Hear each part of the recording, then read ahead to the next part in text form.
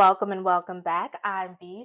Today we're talking about my top 10 unforgettable horror performances of 2024. I was inspired to make this video after watching WatchMojo.com's take on the year's top performances. Their list was alright, it was kind of cute, but I couldn't believe that they didn't have Naomi Scott, who played Sky Riley in Smile 2, on the list. She was only an honorable mention. And also, I don't think that they had Nell Tiger Free on the list at all, if I'm remembering correctly.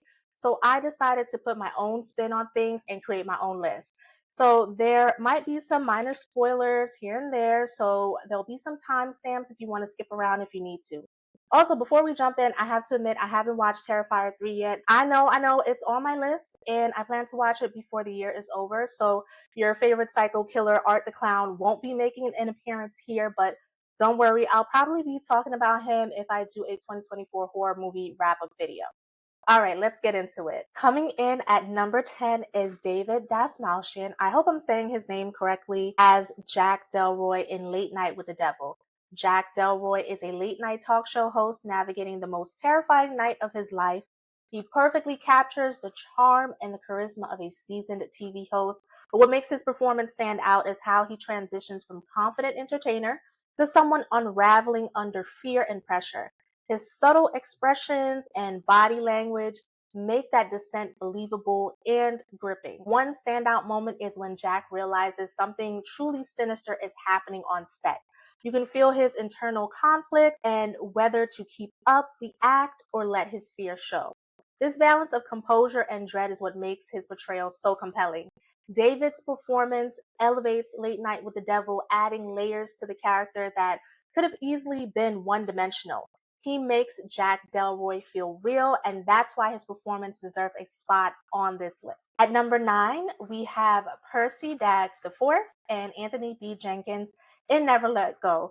So I haven't heard much people talking about this movie. It also stars Halle Berry. And here's a brief synopsis of the movie. When an unspeakable evil takes over the world, the only protection for a mother and her twin sons is their house and strong bond. So let me just say, them babies, they carried this movie. So Percy plays Nolan, the twin, who starts to doubt whether the evil outside their home is real. And Anthony plays Samuel, who has an unshakable bond with his mother and never questions her belief in what's out there. So together, they create a dynamic that's emotional and completely compelling. These children, they play off of each other really well in this movie. So the movie's entire premise revolves around this family's bond and their need to stay connected at all times, even literally tethering themselves with ropes. So Percy and Anthony brought that connection to life in such a raw way, and it was very believable. And you could feel the love, the fear, and the tension growing as Nolan starts to question everything while Samuel remains steadfast. What really stood out was how they balanced their individual arcs with their shared bond. So Percy's performance as Nolan was filled with this subtle inner conflict. He's scared, but he also wants to know the truth. And then Anthony as Samuel brought this quiet strength and loyalty that really grounded the family's dynamic, even as things started to fall apart. So their performances had so much depth and nuance, and they kept the movie emotionally anchored. I can absolutely see these two as future screen kings. Horror needs more young actors like them who can make you feel every moment while still keeping you on the edge of your seat. Percy Daggs IV and Anthony B. Jenkins are definitely ones to watch. Coming in at number 8 is David Johnson as Andy in Alien Romulus. Andy begins as a malfunctioning android reprogrammed by Rain's father, with his sole purpose being to support and protect Rain. Andy is sweet and kind. Later, he undergoes a security upgrade, receiving a control chip from the damaged science officer android Rook. This upgrade completely shifts his loyalty, creating a stark contrast in his behavior. And let me tell you, Johnson made that switch seamlessly. What I loved most is how he made Andy feel both human and inhuman at the same time. There's this eerie sense of uncanny valley, like you know he's an android, but there's just enough emotion under there to make you question it. It's a perfect fit for the alien universe where technology and humanity are always colliding in unsettling ways. David Johnson's performance added so much depth to Alien Romulus. It's not easy to play a machine with personality, let alone two different versions of it, but He pulled it off flawlessly. Definitely a standout for me this year. Coming in at number 7 is Hugh Grant as Mr. Reed in Heretic. This role is such a departure from the types of characters we're used to seeing him play, and I have to say, he gave us a really strong performance. I thought he was a convincing villain, which isn't something I typically associate with Hugh Grant, but he made it work. What made his portrayal so interesting is how he balances different sides of the character. On the surface, Mr. Reed seems like a regular middle aged man. He's kind of charming, a little awkward, and carries himself with this easy self confidence. But underneath all of that is this layer of pretentiousness, self absorption, and even grandiosity that makes him feel unsettling. It's a really nuanced performance, and Hugh Grant nails that shift between being relatable and being menacing. And the charm is what makes him so dangerous. He's the type of villain who could talk you into trusting him. Not me. I wouldn't trust him. But only for you to realize it's way too late that he's not who he seems. And that's what makes him stand out in Heretic. It's not just about being a bad guy, it's about being a believable one. And for this situation, for the people he was talking to, he was believable. I think this role shows a new side of Hugh Grant as an actor, and honestly, I'd love to see him take on a darker, layered role in the future. He really brought something unique to the film. At number 6, we have Nicolas Cage as Longlegs in Longlegs. Now, I know his performance has gotten some mixed reviews, but I personally liked it. His performance was unsettling, creepy, and just the right amount of over the top. To me, he showed his range as an actor in this role. There's something about the way that Cage commits to his roles that makes even the most bizarre characters work. Longlegs is no exception. One moment he's giving off this deeply unsettling vibe, and the next he's doing something so off the wall that you can't help but laugh. Like when he says, "Hail Satan," and then blows a kiss at the camera. Mwah. And I almost died at that scene. I don't know if it was supposed to read as funny, but it was hilarious to me and perfectly captured how loony this character is. What I appreciate most about Cage in this role is how unpredictable he makes Longlegs. You're never quite sure what he's going to do next, and that keeps you on the edge the entire time. Love it or hate it, his performance is unforgettable and, in my opinion, a great addition to the film. At number 5, we have Lupita Nyong'o as Sam in A Quiet Place Day One.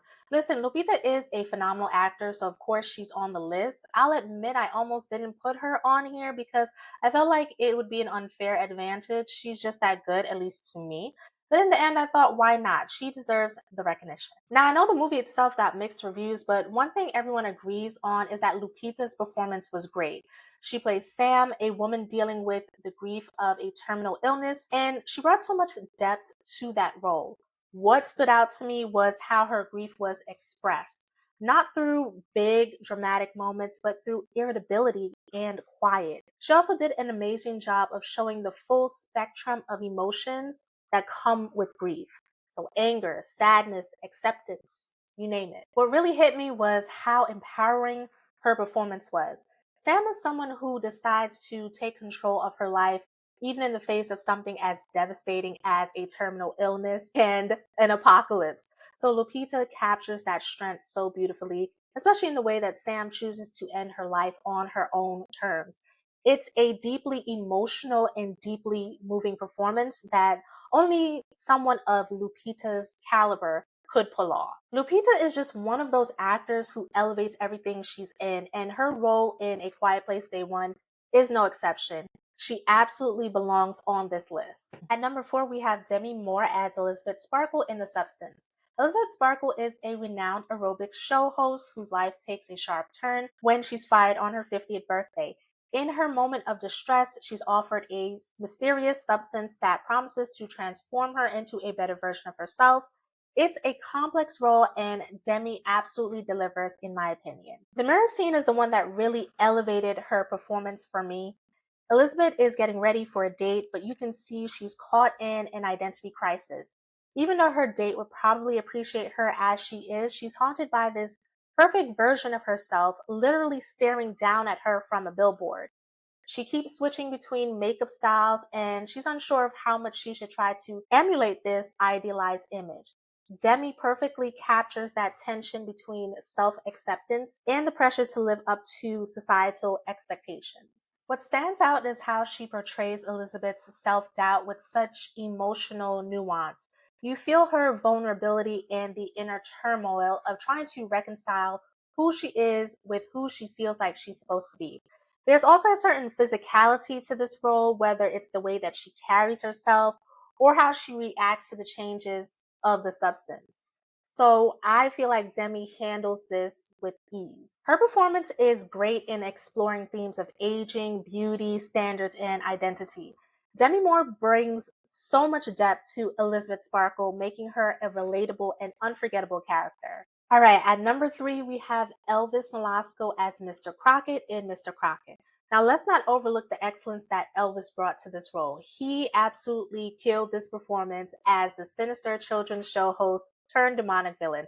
I honestly want to see him in more horror movies because his performance was just that good to me. As a kids show host, he had all the classic traits: cheerful, overly energetic, and playful, with that exaggerated friendliness that instantly puts kids at ease. But then he flips the switch and it is terrifying. One moment he's smiling and upbeat, and the next he's menacing, evil, and downright demented.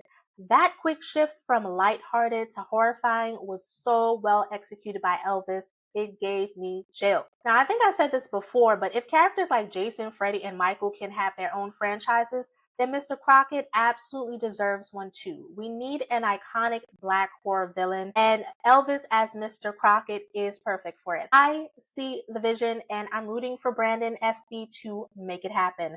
Let's manifest this franchise. So if you haven't seen Mr. Crockett yet, it's streaming on Hulu, no pressure, but if you're into horror and looking for something unique, this is worth checking out.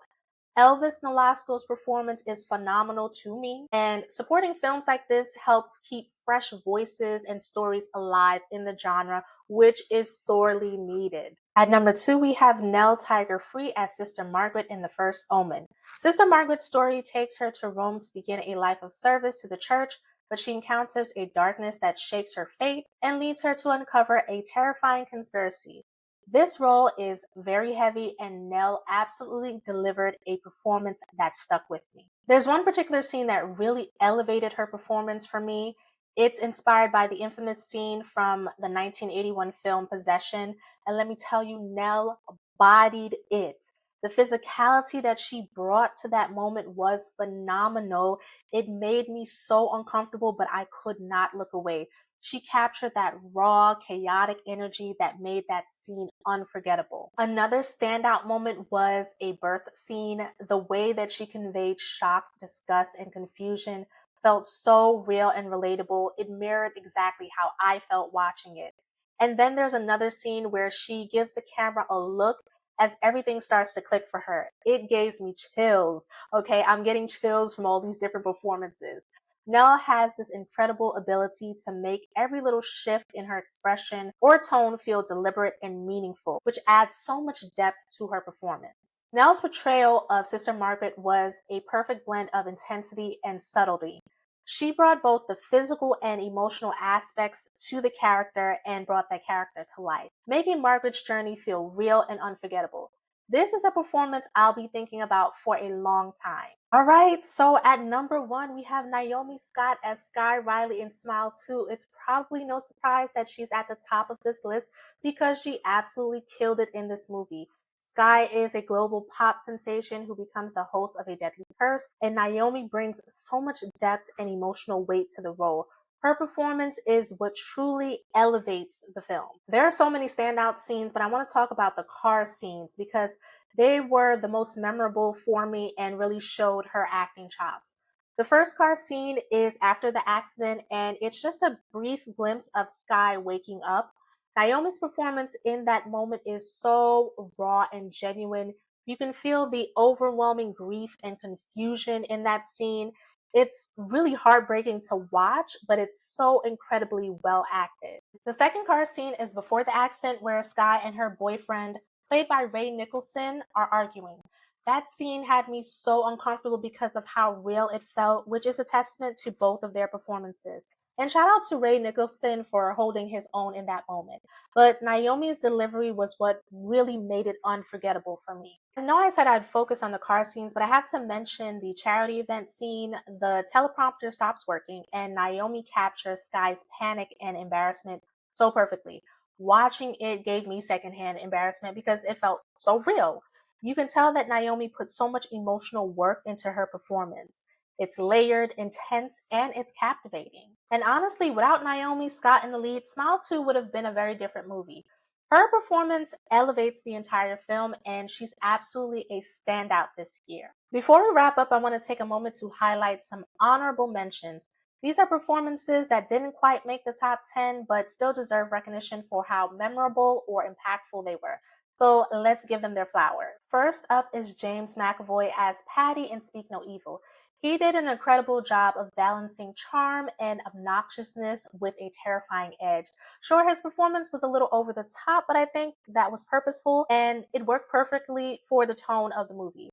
McAvoy made Patty unforgettable. Next is Mia Goth in Maxine. I liked the movie and thought it was decent, but Mia was more than that. She is a star. She delivered a strong performance and did well with what she was given. Now we have Sophie Thatcher and Chloe East. Both delivered standout performances in Heretic. Sophie nailed the role of Sister Barnes, a sharp and skeptical sister who wasn't buying Mr. Reed's manipulations. Chloe East shined as Sister Paxton with a subtle but effective shift from being appeasing to clever and observant. Together, they added some depth and tension to the film. Alicia Ware was fantastic as Abigail. She perfectly captured the shift from an innocent, scared girl to a confident, bloodthirsty vampire. Her ballerina moves before the kills were chilling and they were darkly comedic, and it made her performance also unforgettable. Sarah Paulson, Amaya Miller, and Alana James Robbins all shined in Hold Your Breath. Now, Hold Your Breath is streaming on Netflix. Sarah Paulson delivered as expected. She's always great in my opinion, but Amaya and Alana really impressed me by keeping up with her. All right, and then we have Julia Garner, who played Terry in Apartment 7A, which is the prequel to Rosemary's Baby. I wasn't a huge fan of the movie, but I think that Julia's performance stands out and made the movie much better, so I wanted to mention her here. And finally, we have Schnitzel and Nico, the cats from A Quiet Place Day One. They played Frodo. And yes, I'm serious about including the cats as honorable mentions because I love cats and they were so cute. And I think that they did such a really, really good job. All right, folks. So that was my 10 unforgettable horror performances of 2024. Do you agree with my picks? Tell me who your top performances were in the comments. Don't forget to like and subscribe for more horror content.